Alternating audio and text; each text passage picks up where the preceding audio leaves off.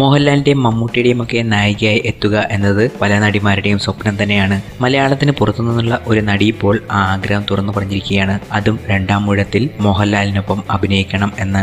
മറ്റാരുമല്ല, ശ്രേയ ശരൺ തന്നെയാണ് ആ താരം. മോഹൻലാൽ സാറിനൊപ്പം അഭിനയിക്കുക എന്നതാണ് തന്റെ വലിയ ആഗ്രഹമെന്നും ലാൽ സാറിനൊപ്പം രണ്ടാം ഊഴത്തിൽ ഒരു വേഷം ലഭിക്കണം എന്ന് അതിയായി ആഗ്രഹമുണ്ട് എന്നും താരം പറയുന്നു. മമ്മൂട്ടിയും പൃഥ്വിരാജും ഒന്നിച്ച പോക്കിരാജ് നായിക ശ്രേയയായിരുന്നു.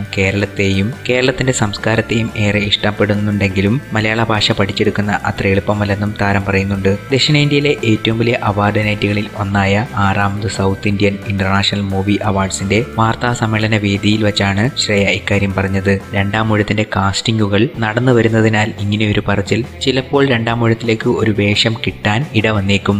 രണ്ടാം ഊഴം ഇപ്പോൾ ഇന്റർനാഷണൽ ലെവലിലാണ് ശ്രദ്ധിക്കപ്പെടുന്നത്. അതിന് ചെറിയ ഉദാഹരണങ്ങൾ മാത്രമാണ് ഇങ്ങനെയുള്ള ന്യൂസുകൾ.